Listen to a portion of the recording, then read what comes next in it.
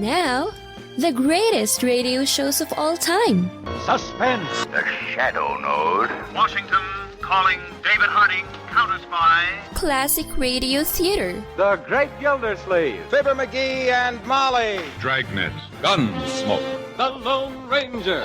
Now, step back into our time machine with your host, Wyatt Cox. Good evening, friends of the Inner Sanctum. An hour of comedy. We start off in Summerfield with the Water Commissioner, Harold Peary as the Great-Gildersleeve. This from January 9th, 1944. Gildy, it looks like, is going to the hospital. Kraft presents the Great-Gildersleeve.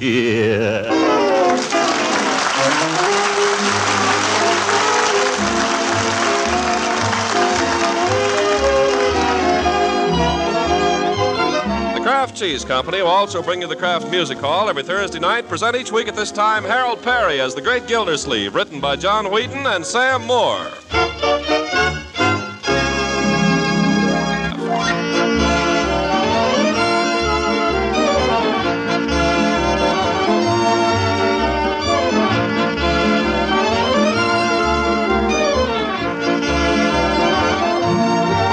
Now let's join the Great Gildersleeve. Last week, you remember, we found him remodeling his existence pretty drastically, hoping to make up for years of a wasted life by having breakfast every morning at 6:30. Now let's see how he's bearing up under his 1944 regime as Monday morning rolls around. Oh, see, it's dark. Cold. I'll shut that darn thing off. Just snooze a few minutes longer.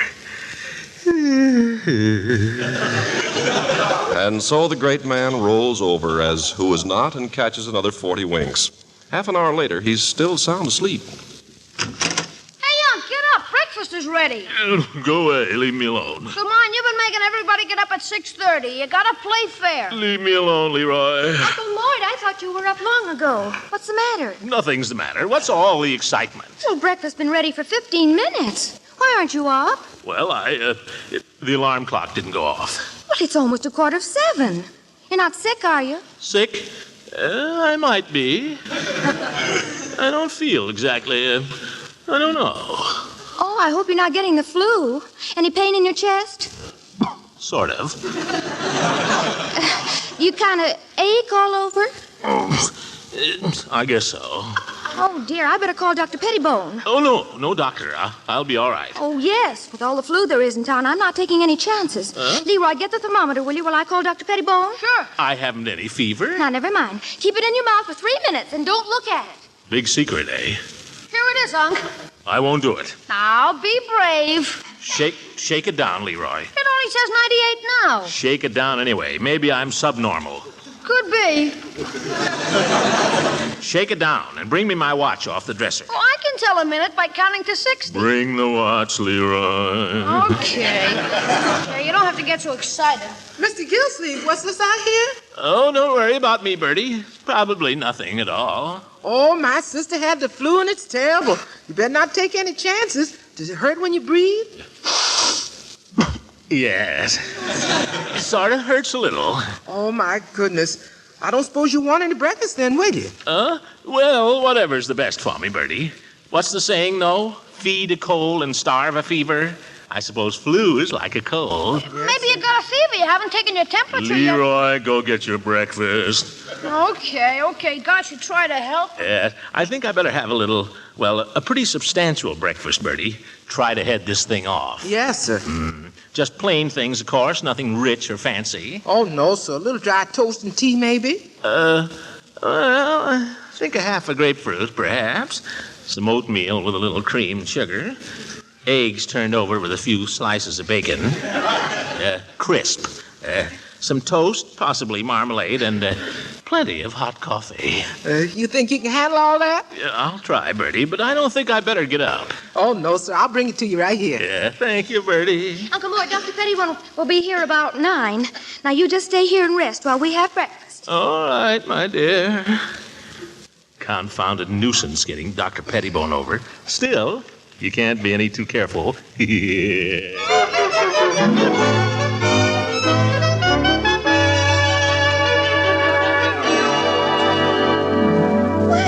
Throckmorton, do you feel strong enough to see a visitor? Oh, hello, Leela. Come in and sit down. Well, I don't think I better come very close. I'm scared to death of the flu. Oh, well, I don't know. It's the flu. That's just Marjorie's idea. I must say, you don't look a bit sick. Oh?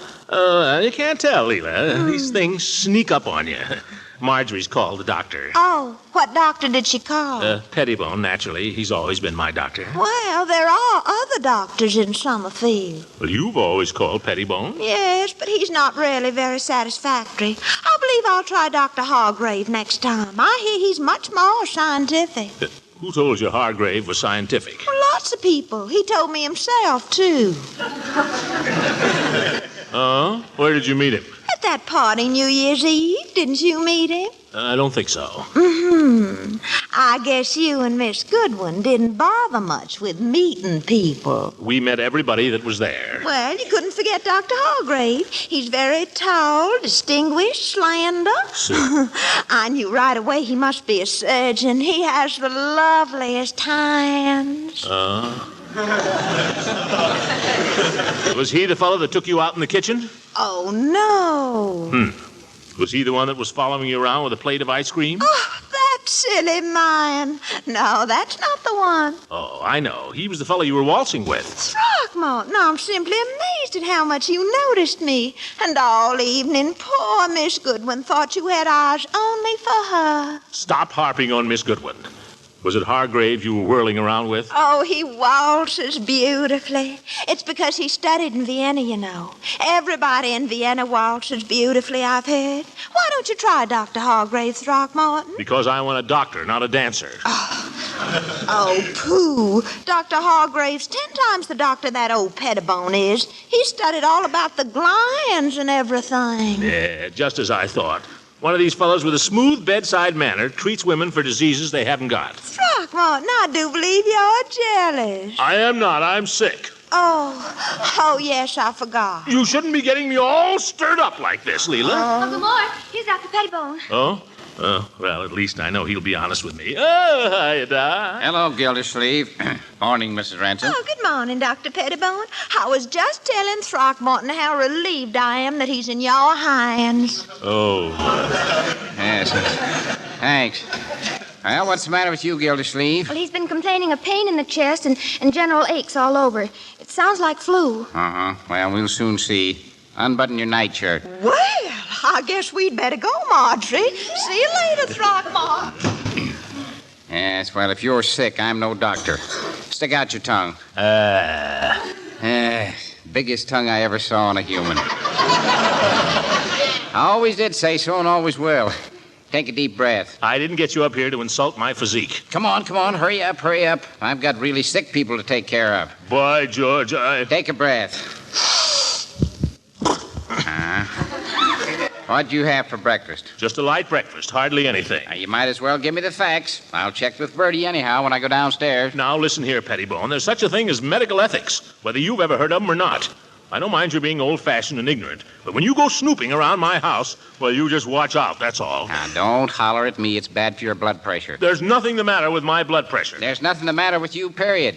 Get up and put on your clothes and go to work. You haven't examined me. Yes, well, I don't have to. I've seen you before when you didn't feel like going to the office. Are you suggesting I'm faking? I am. That settles it. I'm going to send for a doctor. Well, go ahead. I'm busy. I got plenty to do. No, you don't. You'll stick around and learn something. That's all right with me at my usual rates. Marjorie, call Dr. Hargrave.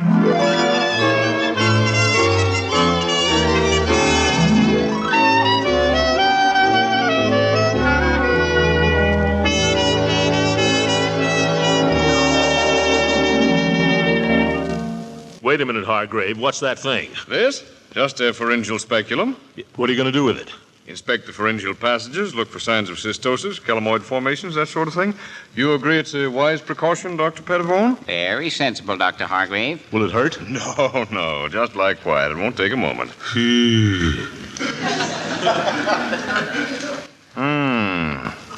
Slight enlargement of the epiglottic fold, superficial erosion of the stenotic fibers.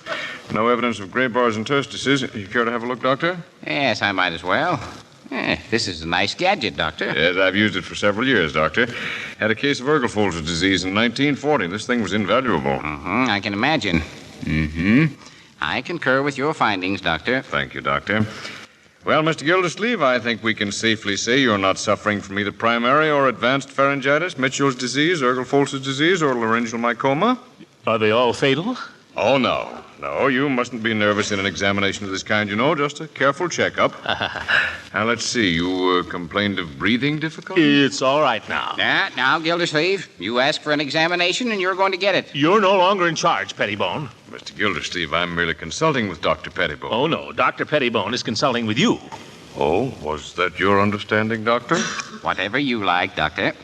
Well, in any case, I certainly want to examine your lungs. All right, let's get at it. And keep your eyes open, Pettibone. I don't think Dr. Pettibone has anything to learn from me. By the way, Doctor, I've been meaning to ask you, are you any relation to the Pettibone who performed the operation in the famous Danbury gallstones case in 1914? Yes, that was my own case, Doctor. Not really. Well, it's an honor to meet you. Well, there was a lot of luck in it. Oh, I don't believe it. It was very similar to the case of Perigord in Paris a year or so later. Oh, yes, I remember Perigord's case. But we mustn't forget the famous case of Sneeden in London. Do either of you gentlemen remember Gildersleeve's case? That reminds me, I've got an appointment. You're in good hands, Gildersleeve. If you'll excuse me, Doctor. Oh, could I have a word with you privately, Doctor? Oh, yes, sir. Now, wait a minute. None of that. I want everything out in the open. Wyatt, remember your blood pressure. You approve a thorough checkup in every department, Doctor? Well, that's up to you, Doctor. I don't see how it could do any harm. Some very contradictory symptoms here. I think I'll take him down to the hospital. Very likely the ride is doing good. What are you two talking about over there? You. Well, stop shaking your heads. You make me nervous. Well, goodbye, Doctor. So long, Gildersleeve. Goodbye. Fine man. Splendid physician. Never mind, Hargrave. What are you going to do to me now? Well, we're just going to take you down to the hospital, Mr. Gildersleeve. Hospital? What for? Just for observation. How soon do I have to go? Just as soon as I can get an ambulance. Ambulance? Oh, this is going to be one of my bad days. It is already.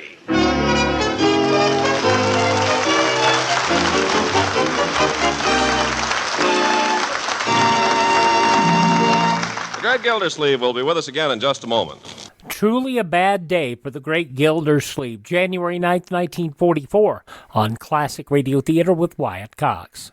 Classic Radio Theater family, you know our friend Mike Lindell has a passion to help everyone get the best sleep of your life. He didn't stop by just creating the best pillow. He created the best bed sheets ever. They look and feel great, which means an even better night's sleep for me, because, you know, I'm working like 67 hours a day. Now, Mike's offering the best deal on his Giza Dreams bed sheets ever. You can get a set of Giza sheets for as low as $29.98. You'll never want to sleep on anything else once you slept on a set of Giza Dream sheets. A special offer for you right now. You can get a set of Giza sheets for as low as $29.98. Call 1-800-928-4715. Use the promo code Wyatt. Or go to mypillow.com, use the promo code Wyatt. It's good on anything on the website. That number again, 1-800-928-4715. Use my promo code Wyatt. Thank you for tuning in to Classic Radio Theater with Wyatt Cox. Now more of the great Gildersleeve, January 8th, 1944.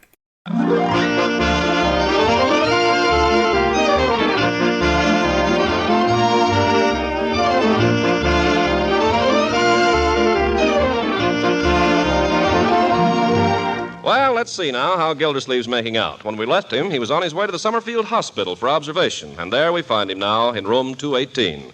The shades are lowered, the light is dim, everything is hushed and antiseptic. Dressed in a hospital nightshirt and laid out on a hospital bed, Gildersleeve lies rigid while Dr. Hargrave holds his wrist and times his pulse with a handsome watch. What is it, Doctor? Well, it doesn't mean anything necessarily. What are you going to do now? What are you writing? Just making a few notes here on your chart. What does it say? Can I see it? Oh, I hardly think you'd understand it.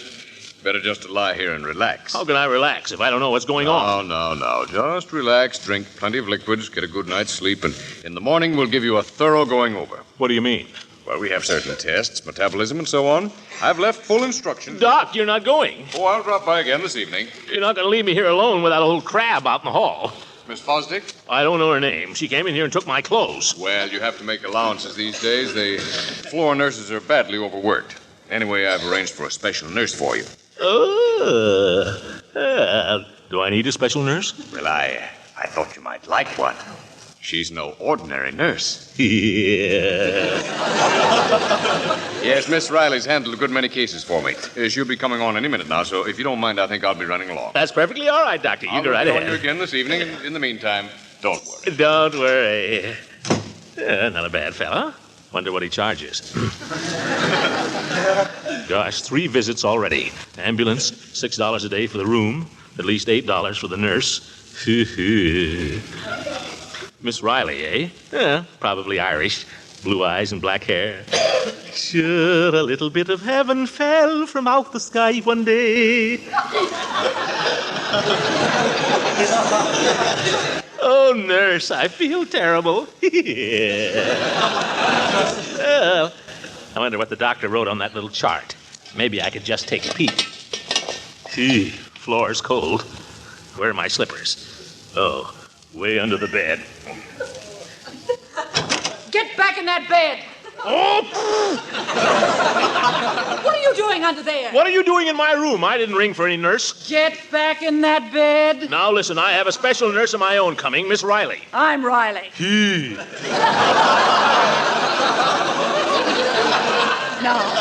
Now get into that bed before I throw you in, and don't think I couldn't do it. I won't argue with you there, sister. You see that? All muscle, not a bit of fat. Which is more than you can say. Now, you be a good boy and behave yourself, or you're going to hear from me. Yes, ma'am. You do just as you're told, and we'll get along fine. The better you know me, the better you'll like me. They all do. Why, the last patient I had gave me a fitted suitcase. Not that I'm going anywhere. Gosh, who's dying? Let's have a little daylight in here. Hey! Well, shut your eyes. You'll get used to it. Where'd the flowers come from? Friend of mine. They smell. I'll give them to the little girl down the hall. Here, put this in your mouth. I've already had my temperature taken. Put it in your mouth. All right. Keep it under your tongue. Don't talk. How do you like my charm bracelet? My boyfriend gave me that for Christmas. Ever see one like that? Yeah. Don't talk. You know, you don't look like any invalid to me. How long you been in here? Keep your mouth shut. Well, I see they haven't been starving you anyway. Been putting on a little there lately, haven't you? Well, I guess that's long enough. Here. Oh, you haven't got any temperature anyway, or have you? What is it? What does it say? Don't be nosy now. Tell me, have I got a fever? I think you'll pull out of it. What are you writing? Just putting it down on your chart. Let me see it. Oh, no, you don't. Where are you going now? Just down the hall. What for? To make little boys ask questions. Oh, by George, I am sick. She's going to call the doctor. If I just knew what was on that chart. Well, one little peek wouldn't do any harm. And don't let me catch you getting out of bed. Oh!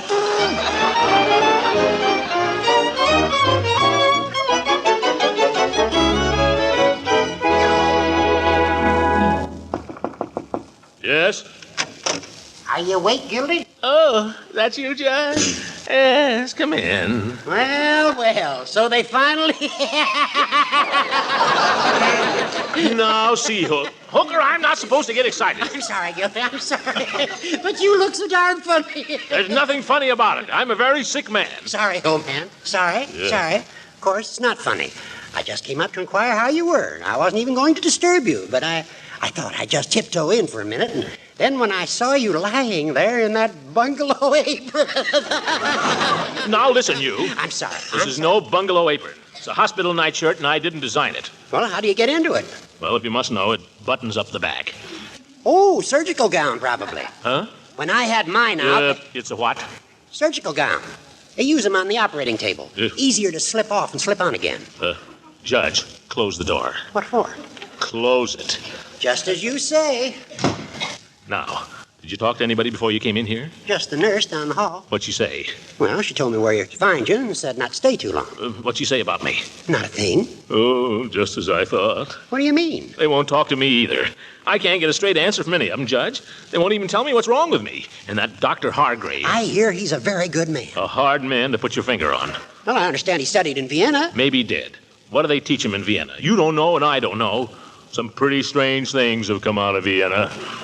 Oh, you're just imagining things. I'm imagining nothing. Listen, this morning I felt fine. Well, not fine exactly. A little tired maybe and a little run down. So I let him call in Dr. Pettibone. I thought maybe he'd give me a tonic or something and tell me to stay off my feet. It was Leela who talked me into this. This Hargrave fellow seems to have some kind of power over her. Only the power that a handsome fellow has over any woman, I'd say. Well, he's not so handsome. I think it's that Vienna stuff. Finger kissing.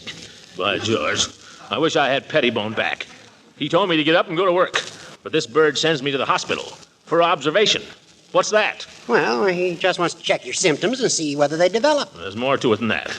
He's got me a special nurse. You don't say. I can't tell. Something in the wind. Now listen, Gildy. At the worst, it'll all be over in a few days. With this modern science, removing an appendix is as easy as taking a nickel out of a purse. Yeah. Who said anything about an appendix? Well, that's one of the things they watch. Did they take a blood test? Well, yes. They took a lot of tests. When the doctor was examining you, did he prod you in the tummy? Well, yes. Appendix. He looked down at my throat. He couldn't see my appendix from there. Gildy's in a mess of a shape. January 9th, 1944, Harold Peary is the Great Gildersleeve. You're listening to Classic Radio Theater with Wyatt Cox. The conclusion follows these messages from your favorite radio station.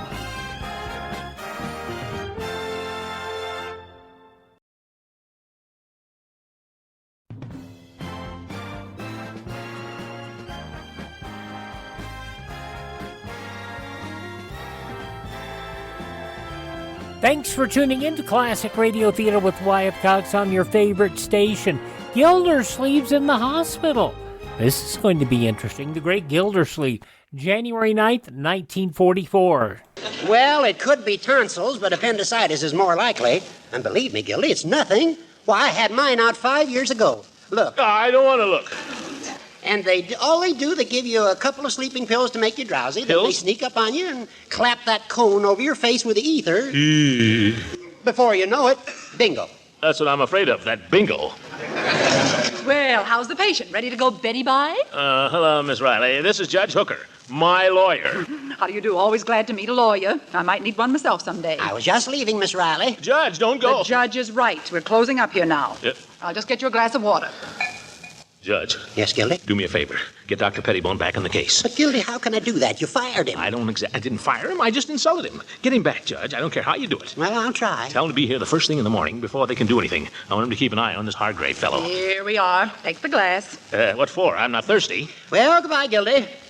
Oh, I almost forgot what I came up here for. Here, I wanted to get your legal signature on this. What is it? Just a power of attorney. Gives me the legal right to act for you.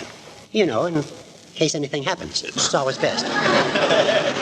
Hooker, I wish you wouldn't come around with things like that at a time like this. Give me your pen. Look out, you're spilling the water. You take it. Sign right there now. Ralph Martin P. Gildersleeve. That's pretty shaky, but I guess it'll do. Well, goodbye, Gildy. Sweet dreams. Judge, don't forget. Forget what? You know. Oh, yes, Pettibone. Yeah, I'll do what I can. Bye.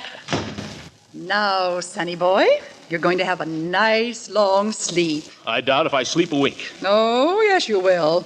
Here, take these. What are they? Just pills. What kind of pills? Sleeping pills. George! Hooker! George!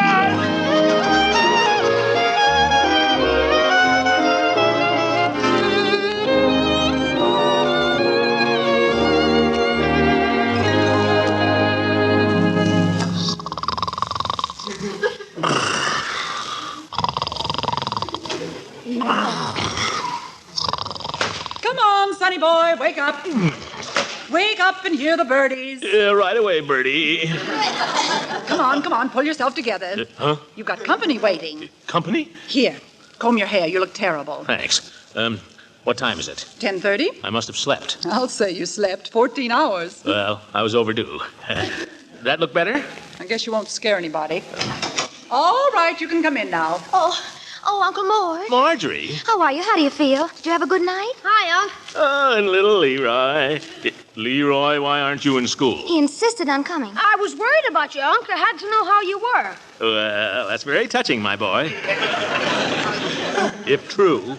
Bertie, it's all right. You can come in. Bertie, too? What is this? Oh, Mr. Gildersleeve, to see you lying there like that. I've been praying for you every minute. If anything was to happen to you, I just don't know what I'd do. Now, careful, Bertie. Remember what the doctor said. What did the doctor say?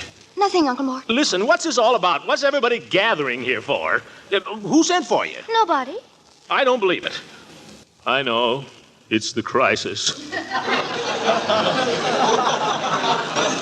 You don't have to fool me. I can take it. Where's the doctor? Doctor!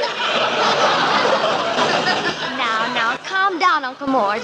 Dr. Hargrave is right across the hall. He'll be in a minute. I know. They're coming for me with that thing. What thing? They sneak up and clap it over your face. Leroy, I've always been a good uncle to you, haven't I? Sure, you've been okay. You've been swell. You wouldn't keep anything from me now, would you? Not me. What did the doctor say, Leroy? What'd he say? Didn't say a thing. You too. Bertie, have I ever spoken a harsh word to you? Have I ever complained about anything you did? Oh, no, Mr. Gildersleeve, you ain't. You the best man I ever worked for, and that's a fact. Bertie, be quiet. Now, here comes the doctor. Stand over here, Leroy. I don't want anybody to get behind me. Well, how are we feeling this morning? I feel fine, Doctor. Splendid. I wonder if I could ask you people to step outside for a few minutes. Oh, certainly. Is that necessary? Well, it's customary. Come on, Leroy. Come on, Bertie. Aren't you even going to say goodbye? Oh, you'll be seeing them again. Miss Riley, if you'll close that door, please. Yes, Doctor. What for? Now, wait a minute. Before you start doing anything, Dr. Pettibone was supposed to be coming down here. I sent for him. I've already had the benefit of the doctor's excellent advice. You mean he's been here? We just conferred across the hall. Roll up your sleeve. Why? Please. Excellent diagnostician, Dr. Pettibone. Now, Miss Riley. Thank you. What's that? What are you rubbing on my arm? Just a little alcohol. Dr. Pettibone and I went over the records and results of the tests, and we found ourselves in complete agreement on every point. I'm happy to say that we can give you a clean bill of health, except for one thing. What's that? We failed to find any sign that you have ever been vaccinated. The needle, please, Miss Riley. Oh, no, you don't. Lie still. I'm on to that trick. Miss Riley. I got him, Doctor. Let me up! Lie still, you big baby. You want me to sit on you? Doctor! Doctor! Oh, please! All right. Let him go, Miss Riley. Really, old man, you ought to get hold of yourself. You want your nephew to hear you carrying on like that? I'm ashamed. I guess I lost my head there for a minute. Well, it's not uncommon. All right. Go ahead, Doc. I can take it. Why, it's all done. All done? You mean... It's all over. You're vaccinated. I'm... Marjorie! Leroy! Look, I'm vaccinated.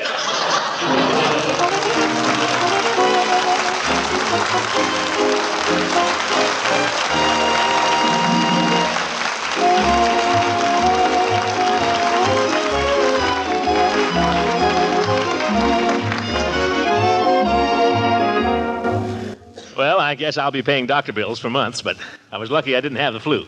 The flu's been pretty bad here in Summerfield.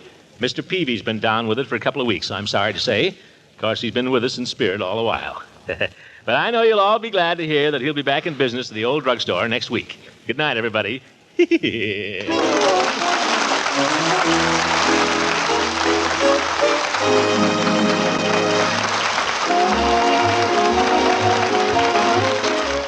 January 9th, 1944, The Great Gildersleeve on Classic Radio Theater with Wyatt Cox.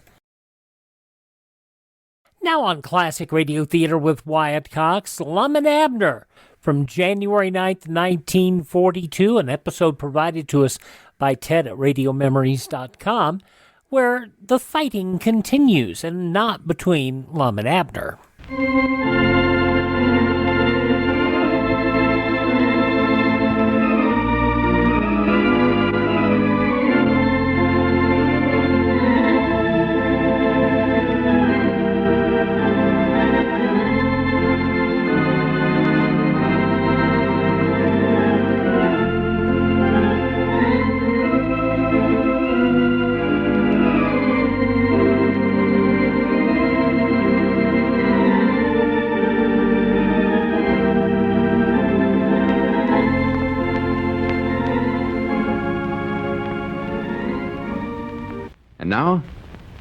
Let's see what's going on down in Pine Ridge. Well, tonight is Mousie's return boxing match with Iron Ike at the carnival in Cherry Hill. A lot depends on this fight because Lum's sole job now is managing Mousie. He signed over his share of the store and bakery to Abner as a means of getting Mousie to quit his mill job and to spend more time training. And then Abner decided to hold Lum to this document, at least long enough to teach him a lesson. As we look in on the little community tonight, we find Abner and Grandpappy Spears in the Jot-'em-Down store, waiting for word of the fight. Listen. Well, sit down, Abner, and stop staring out the front window. Cedric will get here when he gets here and not no quicker. I know it, but I wish he'd hurry up, Grandpap. That fight ought to be over by now, and Cherry Hill ain't so far from here. Maybe Cedric forgot he's supposed to stop over here as soon as he got back to town. Maybe he went right straight home. No, sir, he promised he'd come here the first thing and tell me who win the fight. Doggos, I wished he'd hurry. Well, stop pacing backwards and forwards there. You're making me nervous. I don't see why you're so interested in this fight for anyways. It's Lum's doings, and him and you ain't partners no more. Well, I know, but Lum's put so much dependence in the Mousie whipping Iron Ike that he's going to be terrible disappointed feller if Mousie loses. And that'd be the end of his boxing manager's career right there. Well, that's what you want, ain't it? Huh? Then he'll come crawling back and try to get back his half of the store and bakery. Well, yeah, that's right, Grandpa. That's the only way you can ever learn him a lesson, Abner, and make him understand that he ought to stick to the store business and not get off on all these other ideas he gets. Wild goose chases, one thing and another. Yeah, but, well, I don't know. I just sort of hate to see it work out that way for old Lum. He's got his heart set on being a boxing manager, and, well, to be honest, I don't think Mousie's going to win. Ah, pish-posh. He done it once, didn't he? Well, yeah, but that was just because he hit Iron Ike the first blow and caught him off guard. The first time they fit, why, Iron Ike hit him the first blow, and Mousie was out like a light. Well, it sounds like whoever gets in the first blow wins the fight then. That's exactly it. Whoever gets the first blow, that's what counts. Yeah, well, there ain't nothing we can do about it till Cedric gets back, so just sit down. Let me concentrate on my reading here. Yeah, I reckon you're right. 5 more pages and I'll have the cornet all mastered. Cornet? I thought you was learning the mandolin. Oh, that was yesterday. I done learned how to play it. You have? Oh, sure. Yeah, got that all learned. Well? I want to get the cornet done today so's I can learn the pianer tomorrow. Pianer? Let's see now. Now, here's my place. Rules for breathing.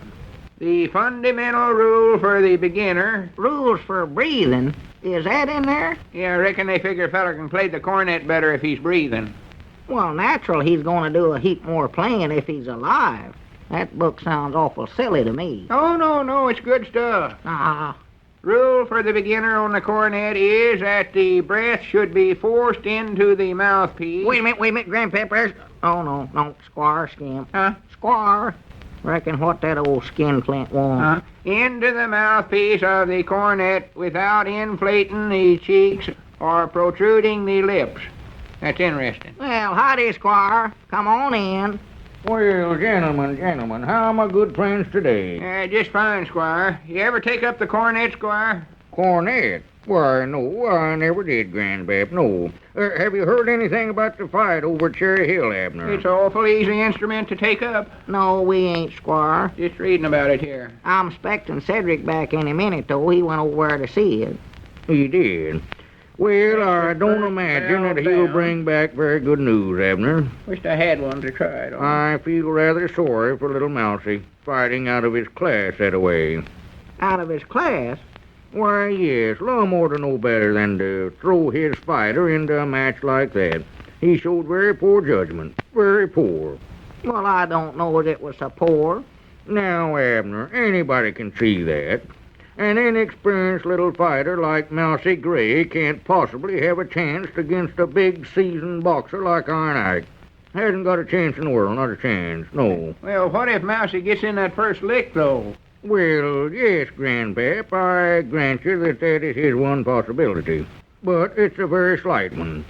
And since Mousie has done that to him once, why, Iron Ike will be on his guard for that very thing. Yeah, I hadn't thought about that. Oh, yes, he'll be looking for it. Nope, Mousie hasn't got a chance.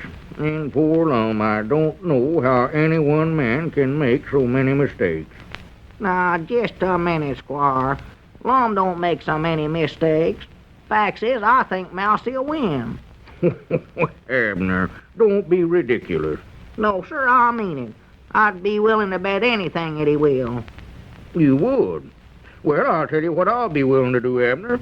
I'll put my insurance business up against your half of the store here and just take that little bet.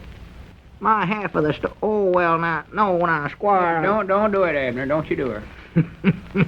I thought that would make you back down, and I don't blame you.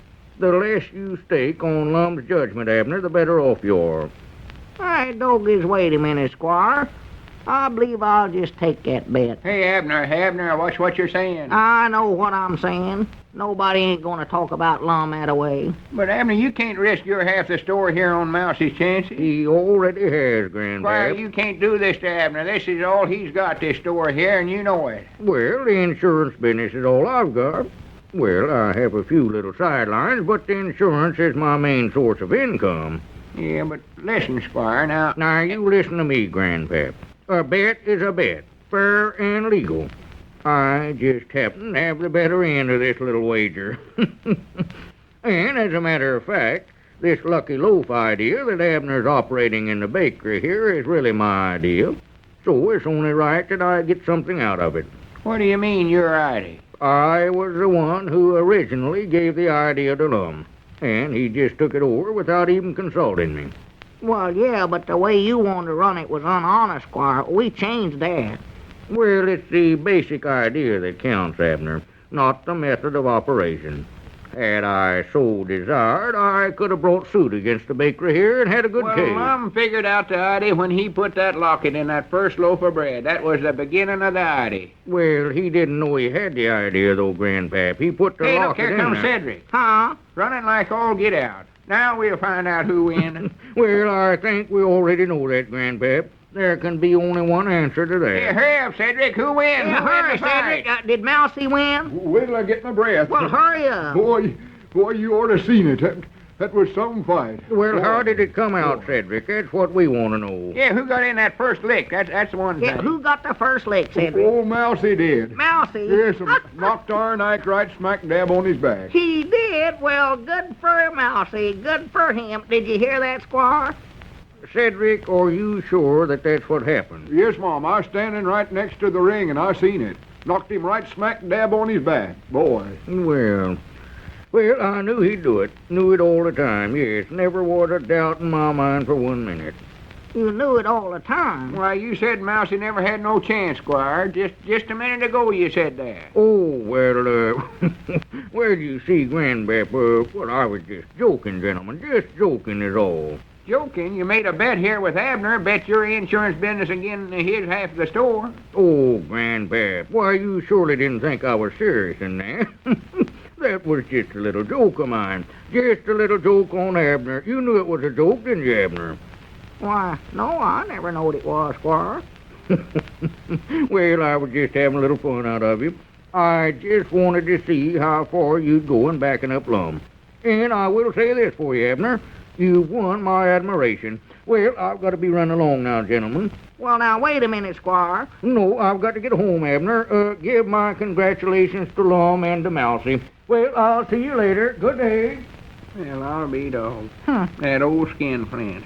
Makes a bet, and then when he loses, says it was a joke. Yeah, well, I don't care. I wouldn't know what to do with his insurance business anyway. Dog, it's such a relief to know I'll never lose my half the store here, and I don't care what I win. Well, whatever made you get into such a bet like that in the first place for? Oh, I don't know. Just made me mad to have Squire talking that way about Lum. Reckon I never thought what I was doing. Well, you said them same things yourself about Lum. Well, I know, but that's different, Grandpap. I'm his friend. Anyway, we was both wrong, 'cause this is one idea that worked out right for Lum. Yeah, all I got to say is you're awful lucky, Abner, awful lucky. Dogged, I bet old Lum's happy. What was the first thing you done after Mousie win the fight, Cedric? After Mousie win what fight? Why, the one over at Cherry Hill. Well, Mousie never win that fight. Well, you said he knocked Iron Ike right flat on his back. Yes, Mom, he did, but then Iron Ike got up and just beat the everlasting daylights out of poor Mousie. Oh, my goodness.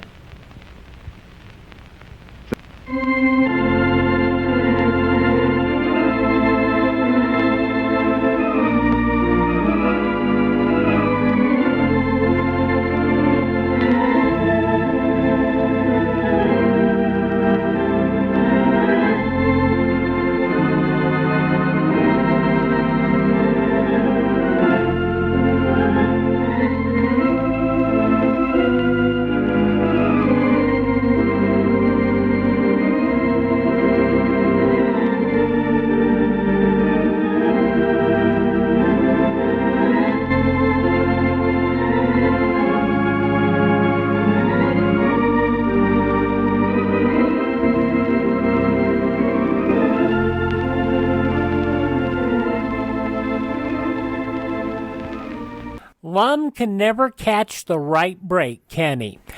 From January 9th, 1942, Lum and Abner here on Classic Radio Theater with Wyatt Cox. Want to thank our friend Ted over at RadioMemories.com for supplying us these fully restored Lum and Abner programs. And by the way, Ted's been under the weather, but he will still help you with if you would like to get a hold of some great classic radio programs on cassette, CD, or flash drive for your computer. But please be patient, as Ted is still recovering, and we wish him all the best. That's RadioMemories.com. RadioMemories.com.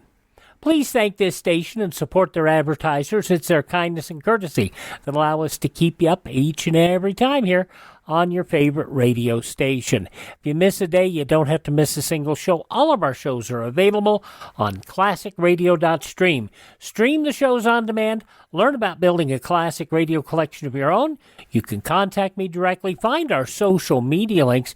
We've got lots of great information up there on classic radio collecting on our social media. And you can also buy me a coffee.